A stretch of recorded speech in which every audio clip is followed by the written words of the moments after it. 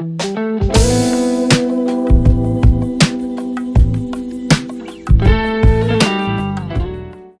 are back, baby. We're going to Singapore. Pay-per-view, 2 title fights. Valentina Shevchenko and Glover Teixeira out here trying to defend their belts against Jiri Prochazka and Tyler Santos. It's going down. We're going to start from the bottom to the top. Prelim video first. Let's get into it. All right, first fight of the night. It's a female boot. We're going female boot. Off rip, Jocelyn Edwards versus Ramona Pascual. Jocelyn Edwards, 10-4. Ramona Pascual, 6-3. This is going to be a featherweight scrap at 145 pounds. Neither of these girls on too much of a tear, I would say. But it's going to be a toss-up for me. I don't really have a solid pick in this one. So I'm going to pass this one off to Dano. I'm going to ride with the underdog of Pascual. I think that she's a good grappler. Edwards' last fight was against Jessica Rose Clark, I believe, and she got out grappled in that fight. Big underdog money. I like the heavy grappler. I think she's going to be able to take her down consistently over and over and just go to decision. So I'm going to go with Pascual. Betty Fishman. Yeah, this one, I'll just give you the facts and I'll tell you who I'm going with. I'm going to go with the underdog just because, but I mean, Ramona 0-1, Jocelyn 1-2. They're both around the same knockouts. One's got 4, Jocelyn's got 5. MMA Kings and Syndicate matchup. So we'll just see who's got the better gym. We'll see. I'll just pick this one as the gym fight, Syndicate versus MMA Kings. But let's go with the underdog, Ramona. Let's go. Yeah, Jocelyn Edwards has good stand-up. She's like a, Muay Thai kickboxing type. And then, Pascual, the threatening takedown. It's going to be interesting. Goosey, what do you got? I'm going to be honest. I thought this was happening at 125 or whatever the weight class. It's featherweight, so I think it's 145. I thought that she was moving. Jocelyn Edwards was moving up from 125 to 135. The weight class changes it all for me because there's not a worse weight class in sports than the UFC women's featherweight division. So I'm going to pick the 135er moving up. I got Jocelyn Edwards. I think there's just more talent at 135 than there's at 145. And yeah, that's the breakdown for me.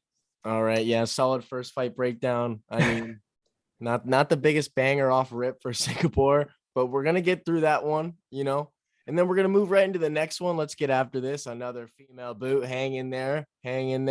This one should be good, actually. This is Silvana Gomez Juarez, 10-4 versus Na Liang, 19-5, strawweight bout. This fight's actually insane because this chick, Na Liang, 19-5 with 17 finishes.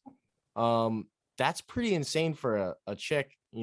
These light girls. I mean, this girl puts it all out there. Like, as soon as the bell rings, ding, ding, ding, this chick is absolutely full pedal to the metal. So, if this girl, Silvana Gomez Juarez, can just weather the storm in round 1, I think it's an easy win because the girl does seem to gas, and every fight that gets to round 2, she loses.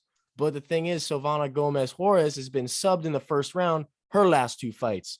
So that puts me in a perfect spot to just take action. I mean, if the line's not too swelled, I like action in this fight. I also like Na Liang to just come out and get that first round sub. She really goes hard in the paint round 1, and I think that it's going to be enough. Let's do it. Goosey, what you got? Yeah, I'm right there with you. I'm going to take Liang in this one. I think Juarez in this one, she has a very big hole in the grappling department, and that is also Nia Lang's strength. So put 2 and 2 together there. I think Nia Lang's going to get it done. Fishman. Vegas snuck in a little treat for us boys, eh? This girl off the 2 sub losses UFC hands her a fucking ground threat. So I think it's UFC giving her a little I don't even know.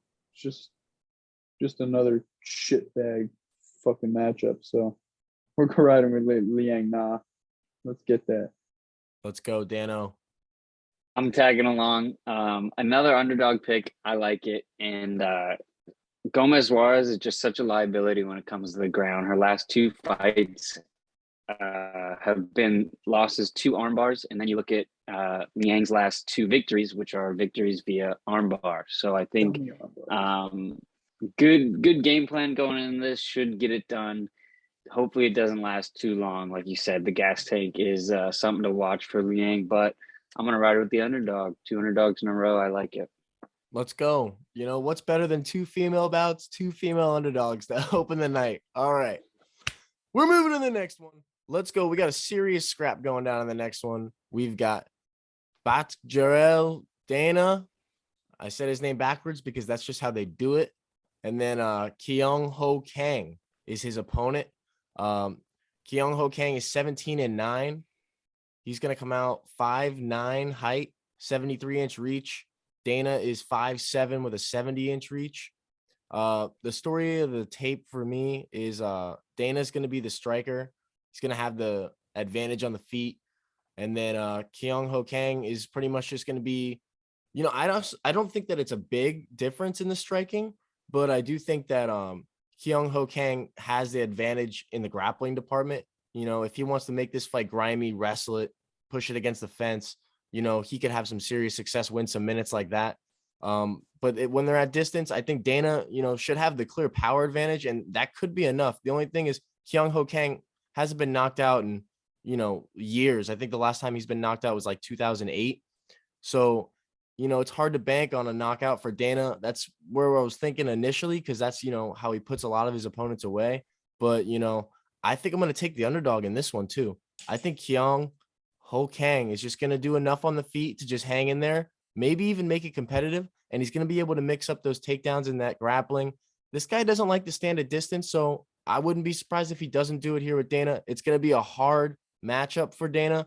It wouldn't surprise me if he comes out, but I'm going to take the underdog money. I think it's a good value pick. Goosey, what do you got?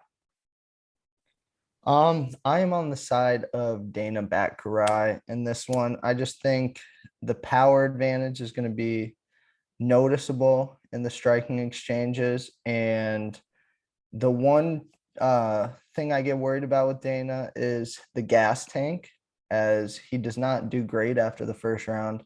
But Kang does not either.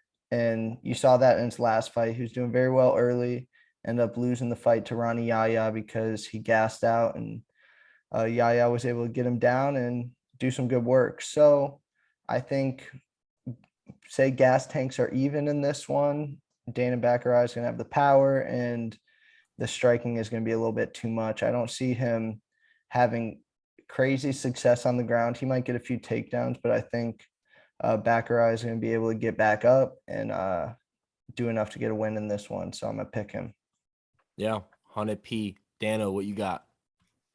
I'm riding with Dana as well.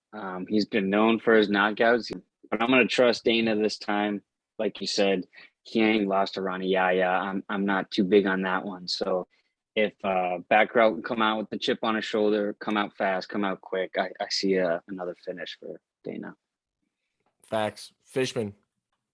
Yeah, so this one was tough for me to pick. It's just one of those grappler striker matchups, and I think so Batjarai, however you say it, his last 4 fights, I mean, he won 3 of them by knockout, and his last fight was a knockout loss to Chris Gutierrez, but I mean, he still could get the job done. But Ho Kang, I'm gonna ride with him, baby. Let's go. His takedown accuracy, he's like at 60%. And I think if he can just like neutralize the stand-up, he's in a good spot. But he's a sub threat. He's got 11 subs. And I mean, 6 weeks, he's just got more experience in the octagon. So I'm liking that pick. Yeah, 100%. 100%. We're moving into the next boot. All right, next fight is an absolute scrap. we've got Jake Matthews, 17-5, coming out against Andre Fialho, 16-4. This is a welterweight bout. If you've been watching UFC, even if you're like a semi-casual, dude, you know who Andre Fialho is. Guy's coming out and catching bodies. If you are maybe not so in it, then you probably don't know who Jake Matthews is, because the guy hasn't been in the octagon in over a year. So that's going to play a major part in this.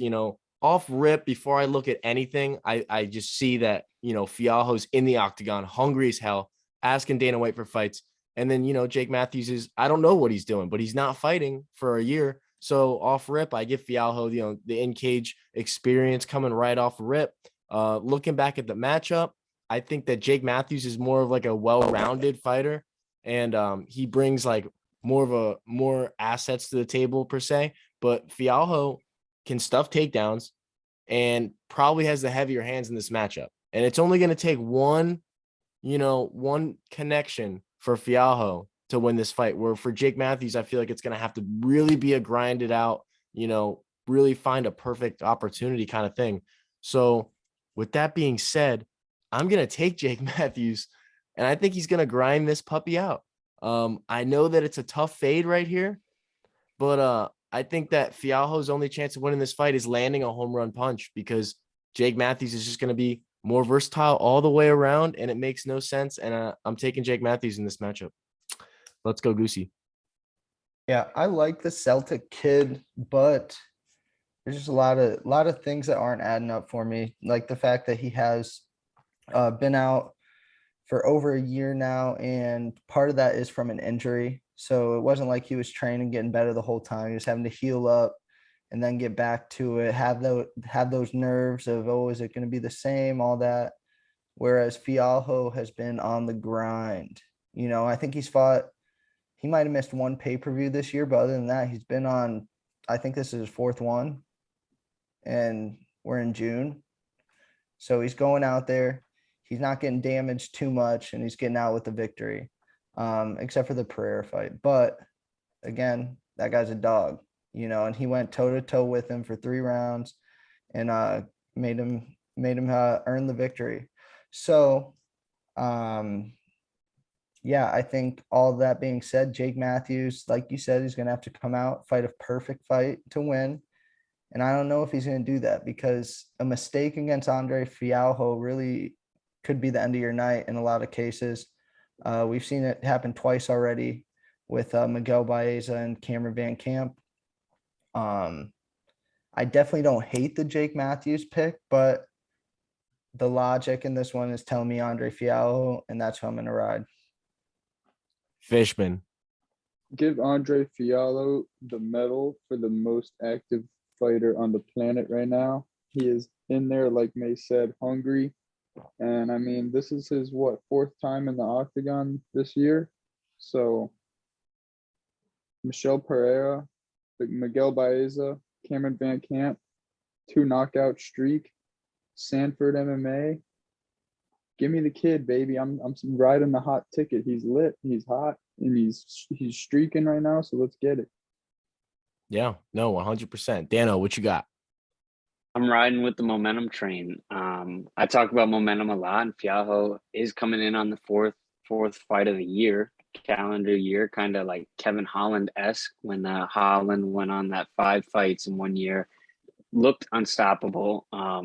Fialho, same, getting knockouts each fight. And Matthews, I just feel like he could give him a tough time, maybe up against the fence, maybe with a couple takedowns, but Fialho is so strong and so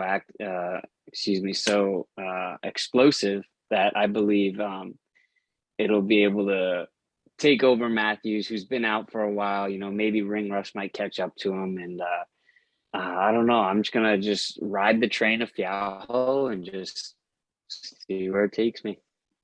Yeah. But the thing is that, just to clarify my case one more time, because I know this is very much against the grain. This guy, Jake Matthews, 10-5 in the UFC. That's 15 UFC fights. And he's only been put away by strikes one time. That was to Kevin Lee by ground and pound, when he was just clearly out grappled. So, I mean, this guy's got a chin. So, I mean, Thiago's going to have to win minutes in this fight. That's just where my mind goes. All right. Don't knock it. Don't knock it. Here we go. We're going to the next boot. All right. The next boot, we got Hyacer Maheshate, 6-1, lightweight, coming out against Steve Garcia, 12-4, lightweight. This fight, super interesting because there's no tape on Maheshate. You can only find short, brief moments and, little things, but it's just him getting ragdolled because, he claims to be a Greco-Roman champion, but he just gets thrown around in all the fights that you can find. All the videos you find, he's getting thrown around. So, but then the commentators say that he's a boxer too. So I'm kind of lost on Maheshate, honestly. I don't know how he got here. Steve Garcia, on the other hand, in his pre-fight interviews, he's talking about, oh, this guy's not going to be trying to take me down. I'm going to love that. So I'm not sure if I like that from Steve Garcia because the clear path to victory is to take down Maheshate, just like all the other guys before, not all the other guys, but the one guy who beat him. And, Steve Garcia, I'm not sure if I can trust him, though. That's the biggest thing because he comes out in his last fight against, Charlie Boy and eats an axe kick. Like he's eating things, getting knocked down on the feet almost. And it's just a scary sight. And he literally plan Z resorts to the wrestling, ends up getting the ground and pound round 2. I mean, why did it take so long? I feel like it's going to be a fight just like that, where it's like Steve Garcia just shoot the damn takedown. He's taking too much damage. But I still think he gets it done. I mean, what I've seen from Maheshate, I don't think he's going to be able to stop Steve Garcia's takedowns if he comes with that game plan. And even if he doesn't, I think Steve Garcia's stand-up will be good enough. Maybe he gets hit hard early and says, okay, I need to wrestle. Maybe that's what it takes. I got Steve Garcia in this fight. I think he should win this bout. The line, I think he's a heavy favorite. Not too confident on that one, but Steve Garcia should win this fight. Let's go for front kick finish off rip. Yeah, so I don't think Mahechate's got enough experience just to be going just to be having UFC boots. I don't even know how to freaking state it. He pro debut is in 2019. I don't think he's ready. Steve Garcia, has almost as many wins as this guy has bouts. This guy, Steve Garcia, has Bellator experience, LFA experience. He was on Dana White Contender Series Season 3, got a knockout win. They didn't take him. He went to LFA, got a win, came back, nine knockouts, never been knocked out. I'm riding Steve Garcia. What are the odds? I have -170, but I think he gets it done. Goosey. Yeah, my thoughts on this fight. So I did see Maheshate in the Contender Series last November, and I was a little bit surprised when he got the contract. Not that I didn't think he won the fight, just I didn't think he did enough to earn the contract. But here he is in the UFC. I think he might not be ready right now. And Steve Garcia is a vet. In my head, I see the UFC saying that this guy, he's young, he might not be too ready, but they don't want to just throw him to the Sharks. They're giving him a matchup that is going to be good experience for him, and I don't think he's going to get beat up too bad. That being said, I think Steve Garcia, being the veteran he is just going to have that experience to be able to go out and do the little things that you need to do to win the fight in the UFC. So give me Steve Garcia in this one. Let's go. Dano, what you got? Yep, I'm right there with you guys. Maheshate, he does show some flashy striking here and there, but I think just the experience of Garcia is going to be able to get it done. Garcia's came out and said that he wants to expose the lack of experience for Maheshate. He wants to keep the pace up, be in his face, not let him breathe. And I like to hear that, so I'm going to ride with Garcia as well. Let's go. Garcia train, baby. And we're moving into the next boot. Next one's going to be a little firecracker, to say the least. We got Sungwoo Choi, 10-4, stepping out against Joshua Kulabau, 9-1-1. Joshua Kulabau is a 28-year-old. He trains over there in with Volkanovski. He's been getting good reps up there in like New Zealand, Aussie area. He's been developing, but I don't really see too much in him, honestly. Like, I feel like he scrapes a lot of his dubs out. Sungwoo Choi should win this fight. That's just what I got. You know, every time I watch Joshua Culibao fight, I always just think like, man, this guy's got a lot of room to grow. And, you know, I say that every fight. So, I mean, that might be a bad thing. And then, you know, Sungwoo Choi, on the other hand, he's coming off an L to Alex Caceres, but that was just a weird fight. I mean, he kind of like knocked out Caceres in a weird way. And then like they called it, or it was a headbutt or something. It was like a weird first round where like he was winning and then like it kind of slipped away. And, you know, he ends up getting rear naked choked by Alex Caceres, who's a slick guy in the ground in itself. But, you know, before that, he beats Juicy and he beats Yusuf Zalal, which are like, you know, two pretty decent names. We know that they can scrap a decent amount. I think that this is a pretty similar matchup to a guy like Juicy J, but a little bit worse. So I'm going to take Sung Woo Choi in this bout. And I think it's going to be a decent scrap, but I think it's going to be very one-sided for the most part. Let's go Goosey. Yeah, I like the sting in this one. Kulabao, he does have that dog in him. I will say he's a grinder in there. He goes in there. He's going to fight hard. He's going to fight till the end. But in what I am anticipating to be a stand-up bout, it's going to be hard for him to beat Sangwoo Choi. You know, he's pretty electric on the feet. I think he was a kickboxing champion or something in South Korea. So he has the stand-up pedigree coming in, and you see it in the octagon. He's really smooth with it. And he's got pop in his punches. I think the more this goes on, the more beat up we see Kulibao, but I don't know if he's going to get him out of there. He's a tough guy. He has a little savvy too, but I think this is Sangwoo Choi's fight to lose. So I'm going to pick him in this one. Dano, what you got? I got pretty much everything you guys have said. I don't know too much about Kulibao. Like you said, he's just kind of average. Like, doesn't really excel anywhere. He's a cool dude, but I think Sangwoo Choi is going to be able to get this done. Front kick. Yeah, so I think the line on Choi is a little too high, but I mean, I originally picked Culibao just because of the odds, and I don't know. I mean, I like the dudes he's faced. He's won 1-1 in the UFC.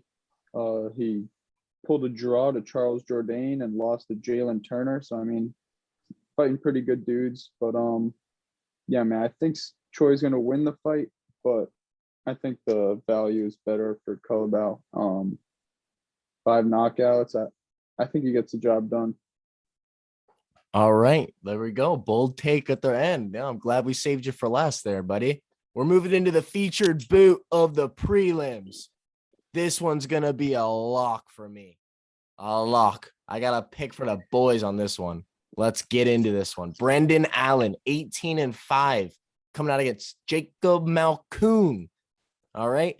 Brendan Allen, do not let that Chris Curtis fight get into your head, because Chris Curtis is just a dark horse that is just absolutely slaying bodies right now. And until we see Chris Curtis get beat, we're not going to talk about who Chris Curtis beats right now, because, you know, he's got some names on there we don't like to talk about.